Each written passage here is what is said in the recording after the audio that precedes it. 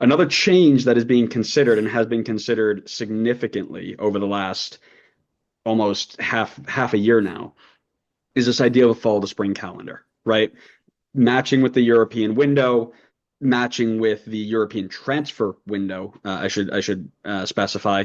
The general feel, nearly unanimous, is that it would be a positive from the ownership group. And what was interesting about this was that it was split into two realms basically. The owners said it's great for us because when we try to get involved with transfers and vying in the global market, it's great because we don't have to worry about trying to get their best players for our season in the middle of their season, or we don't have to worry about them trying to take our best players in the middle of our season. It all lines up. It's great.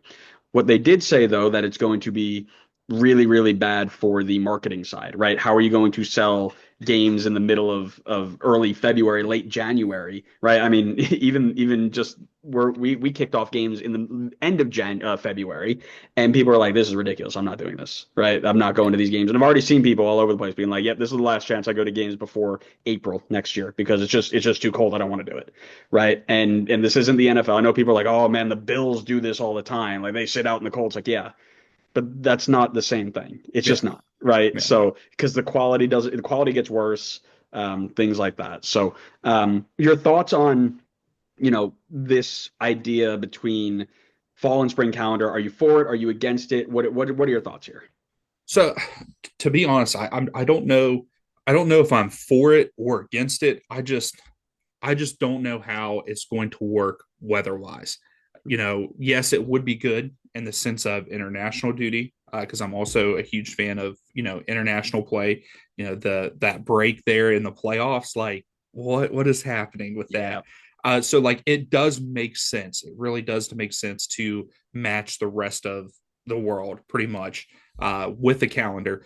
But again, I mean, we saw it here in this season where yes, it wasn't MLS, but it was two MLS sides playing in February where the game gets postponed because of the snow. And then they had to move the very first game in MLS season. They had to move it back because of those two teams playing midweek in snow. And I just don't see how it's going to work unless you do something drastic like all those North teams play away during the winter months. And then if you take some kind of break in the winter months, uh, I would like to see what they're thinking that schedule is going to look like. That's what I would like to know right now is what it's going to look like, what they think it's going to look like, because January, February, even December, it's going to be too cold in some places for them to play. And I think that is the biggest obstacle with this. And because you're not going to see the turnout of those, for those teams to have a home game in the dead of winter. I went to I went to last year's opening match, Columbus versus Atlanta. It was freezing. I'll never do it again. I'll never do it again. So, yeah, I don't know how it's going to work.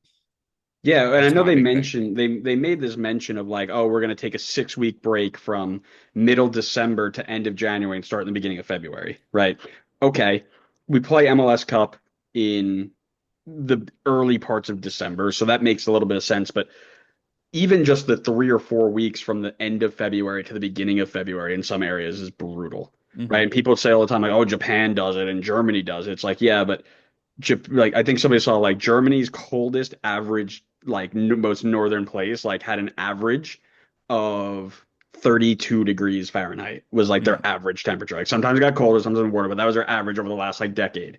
They're like, yeah, Minnesota's average is like 6. Yeah. So it Yeah. doesn't make Exactly. sense. It just Yeah. doesn't make sense, right? So, and the other, so we did this episode when it first came out, the fall to spring calendar, and basically the opportunity that we came to was like all of the good things that will come from this change will bring along bad things that we're Mm-hmm. already dealing with. So the weather's going to get worse, but the transfer market's going to line up, right? Mm-hmm. You have MLS Cup starting at a better time for against like NFL college football, but the rest of your season takes place when all the other sports are going on, right? So Yeah. you basically to me it almost washed it out. Now, I have been leaning on the side of it would be a net positive for the league as a whole, right? I think overall of all the changes, the biggest thing that we can do, one is get in line with the transfer market, because that transfer market is going to help us bring better players in, raise the quality, right?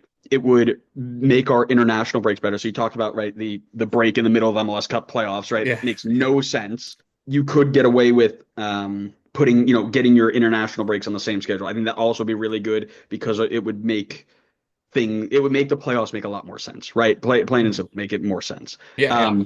That being said, though, you are going to increase this notion between, and I use this term lightly because it's a very overarching term, but the Euro snobs who are going to look at a random, who was it? It was, heck, it was Landon Donovan and Tim Howard in their new podcast who were roasting New England for having basically an empty stadium in the first week of February.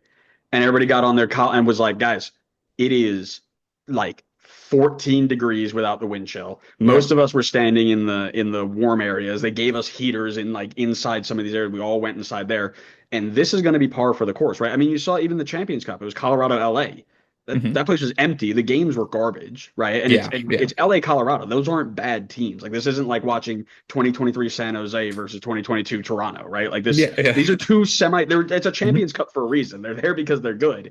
And the game looked like garbage. So Yeah. you're going to have to balance this idea of like, okay, we're going to be able to bring quality to our league, but our games are going to be empty for the first month and they're going to be less quality because they're not in form and they're cold, right? Yeah, yeah, exactly. That you hit it right on the head there because it just that's the only thing I think like you said, positives, everything lines up. The negative is that like unless you can figure out a way to do the schedule where you would have to open up the season like Montreal is this year with them having 8 games on the road. But then, like, is it fair in the second half of the season for those Southern teams to have to do more away game? Like, you just gotta the balancing act that they're going to have to do if we do switch to this fall to spring calendar. I want to see what that actually looks like what a mock-up schedule would look Yeah. like. Could you imagine all these people who are screaming like the league doesn't even have a balanced schedule. How can it be a real league? And then we go and be like, oh yeah, by the way, half you guys you're playing your first 10 games on the road, and the other half you're playing your last 10 games on the road. Have Yeah, fun. Bro, yeah. it'll send everybody into their mind will explode. It's like Oh yeah. it just like there is not a win-win situation here where you're like, okay, we're gonna change this and everybody's gonna respect us more. It's gonna be great. It's gonna go find negatives all over the place. So Oh yeah. Yeah. you know and it is what it is, and like I said, people who are listening, please share your thoughts. This is what we love about these sorts of conversations is there's lots of conversation to be had, so please make sure you get in the comments and have that discussion.